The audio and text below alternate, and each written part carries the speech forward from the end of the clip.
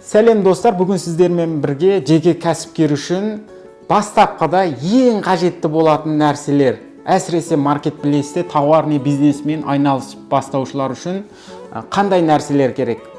Әсіресе мынандай аппараттардан фискальный чек шығаратын пост терминал, этикетки шығаратын және программа, складтың программасы. Ең маңыздылары қайсысы бастапқы бастаған кезде, соны танысып өтеміз достар. Жалпы кәсіпкер өзі біліп қою керек болған аппараттармен танысып өтеміз бүгін достар. Ең бірінші кезекте, егер сіз Каспий кезет арқылы тауар сатып бастайтын болсаңыз, бірінші кезекте керек болады принтер. А4 шығаратын принтер керек болады. Мынау чековый принтер, этикетки шығаратын принтер достар. Бұның үлкені, бірінші кезекте керек болады, ноутбук, чековый принтер қажет болады. Одан кейін достар, біздерге қажет болатыны, мысалға фискальный шығаратын мынандай онлайн кассио аппарат керек болады. Фискальный чек шығаруымыз керек бәрібір заңды түрде негізінде достар.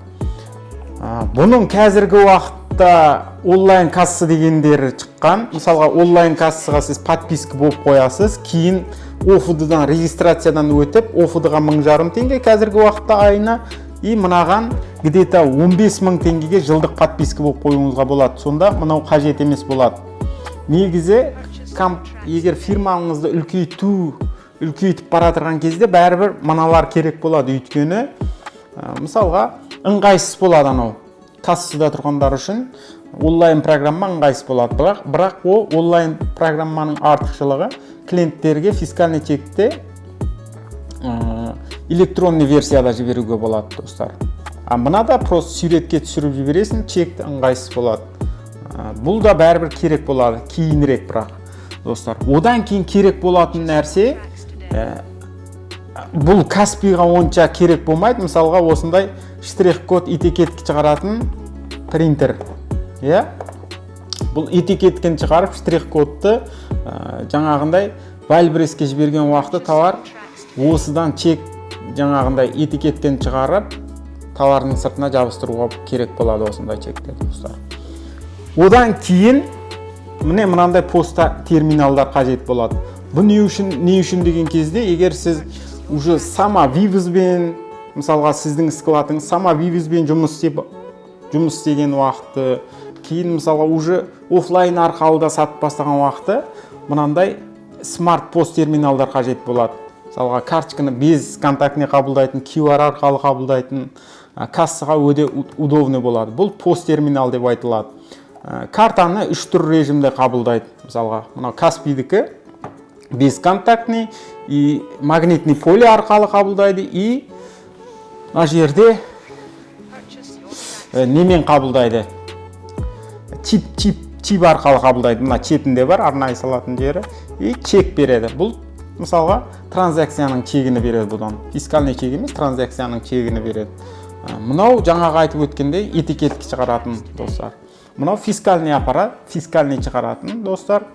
Мысалға сіз сауда жасадыңыз, 5000 теңге офлайн мынадан чек шықты.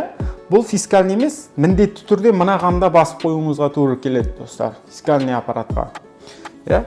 Одан кейін біздер бизнесімізді автоматтандыруымыз керек ақырындап.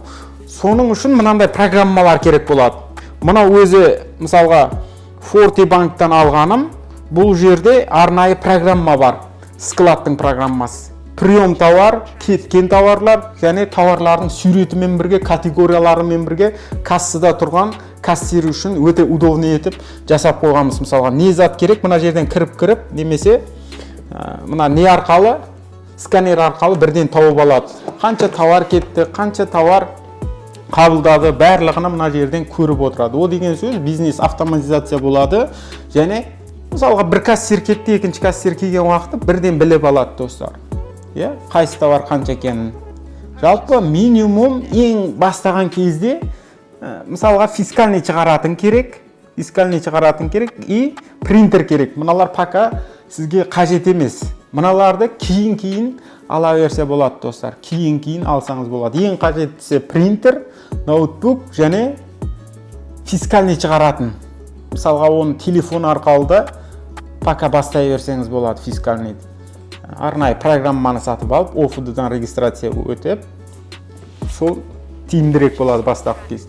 Кейін печат. Мысалға, қазір IP-лар без печат жұмыс істейді. Без печатта жұмыс істейді. Бірақ та печатты алып қойсаңыз артық етпейді. Көп жерлерде керек болады печат. Мысалға, Вальбрестен регистрациядан өткен уақытта Вальбресте айтады біздерге. Қол қойып, фирмаңның печатыны басып жібер дейді қағазға. Соның үшін де қолайлы болды бұл. Көп нәрсеге қажетті болғандықтан бұны алып қою керек. Әсіресе шетелдің, мысалға, жаңағындай Вальбрес, Озон сияқтылар осындай нені сұр. Озон сұрамады, бірақ Вальбрес сұрады. Сенімді болу үшін. Фискальный чектен алып қойған артық етпейді. Өз 4000-5000 теңге достар. Осы ең главныйлар кейінірек мыналарға көше берсеңіздер болады достар.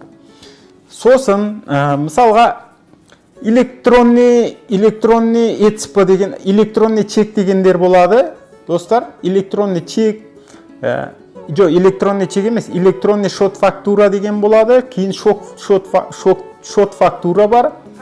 Солар туралы толық ақпарат алғыларыңыз келсе, білім алғыларыңыз келсе, OFD туралы, фискальный чек туралы білім алғыларың келсе, оның да арнайы 6 сабағы бар достар менде. Мысалға, мына OFD-ға қосылу, фискальный чектің программаларын қайтып істету, этикеткаларды қалай шығару, олай жайлы арнайы сабағым бар достар. Ол туралы мәлімет алғыларың келсе, сілтеме қалдырып кететін болам, сол жақтан сұрауларыңызға болады достар. Жақсы, сау болыңыздар. Бүгінгі сабағымыз осымен тамам достар.